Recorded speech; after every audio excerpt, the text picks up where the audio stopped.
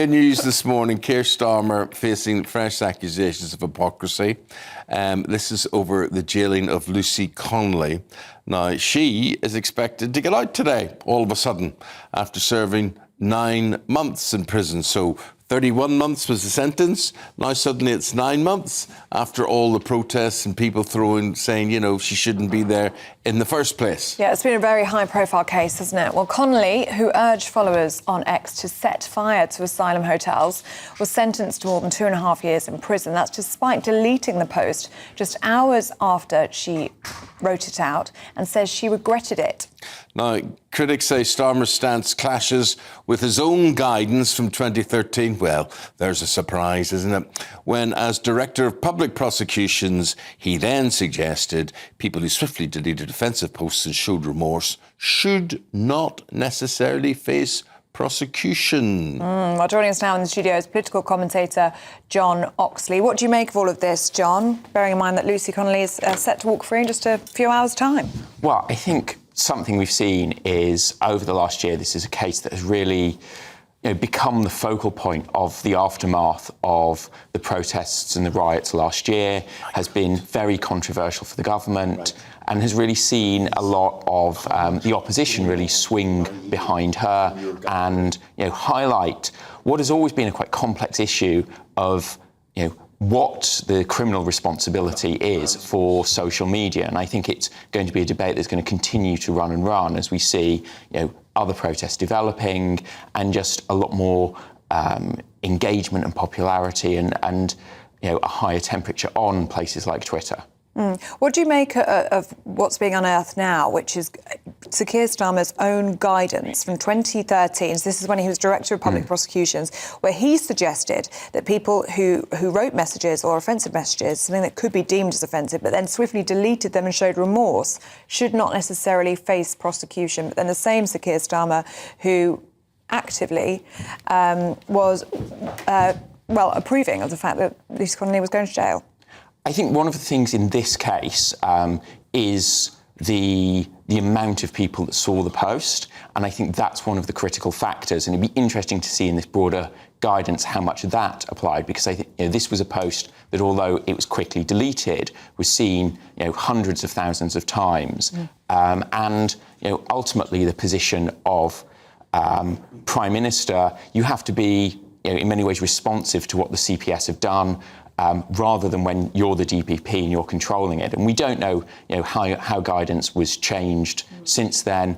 And, really, social media has evolved a lot since the early 2010s as well, when that guidance was written.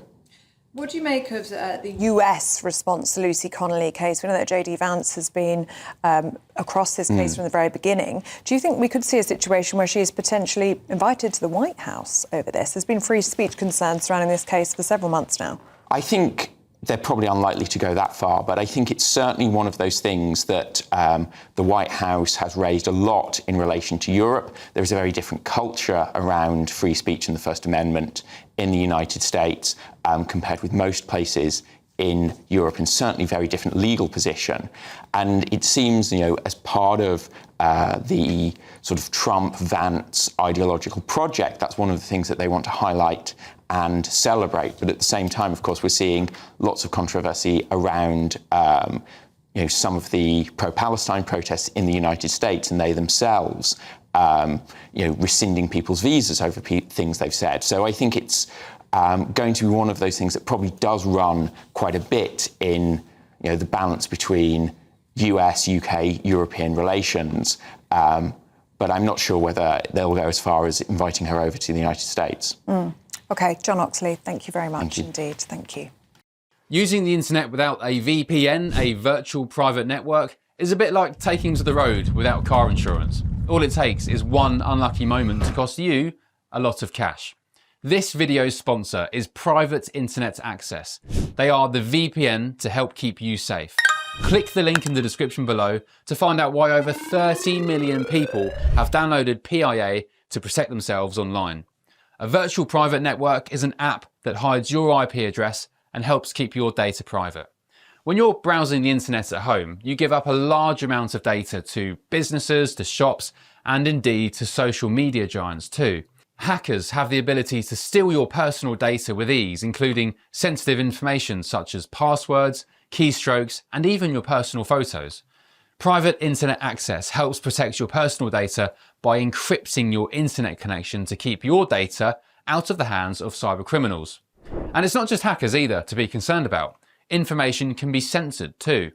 When Canada passed their C-18 bill, social media giants decided to ban news content on their platforms.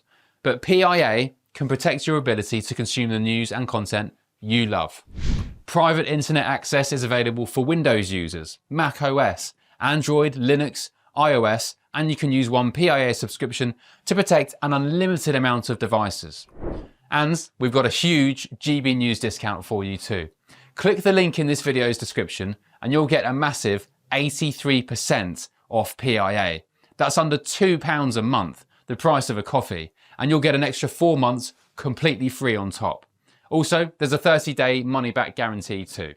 Visit piavpn.com/GBNews to start protecting yourself digitally today.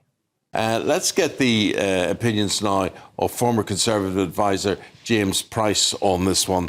Well, they should not serve sentencing or prosecution or incarceration, but Lucy Connolly did. Yeah, first of all, I'm glad you haven't got a before and after picture of me. Without the beard, I look a bit like Kim. There's still time. I can find one. I look a bit like Kim Jong-un without the beard. So, on the substance of this, I think the first thing everybody has been very careful to do is to say that what Lucy Connolly wrote was not okay, right? It was very unpleasant and all the rest of it, and that people should either feel a level of sort of social shaming from that sort of stuff. But in someone like the United States of America, it wouldn't count as anything illegal because you have to have sort of you have to go to this place and then we will attack them or we will set fire to this particular hotel. You know, you have to have details in the speech for it to count as an incitement to violence. Whereas this was clearly someone who I think was letting off steam. There was a crucial thing in what she said of ending a sentence with "for all I care." And then she realised the error of her ways and she deleted it. So I think all of that stuff could have been litigated in the courtroom had she been given the opportunity. She wasn't. She was denied bail along with lots of other people, and the justice system moved remarkably quickly given how slow it moves for everybody else all the time. And so when you put all of those factors together and then you compare it to some other high-profile cases that have happened recently, for example, Ricky Jones, a Labour Party councillor who was caught going like this at a protest and talking about slitting people's throats, he was given a year's time, he was given bail, he managed to get a fancy King's Counsel silk to defend him, and he was then found not guilty. And so although these are slightly different cases, like, you can see why people have this kind of anger about the two-tier justice system going on. And lawyers may say, well, these are different cases here and there, but they miss the wood for the trees of the kind of general level of injustice that someone does something, a young mum, denied bail, a much longer prison sentence than lots of people have done for violent offences,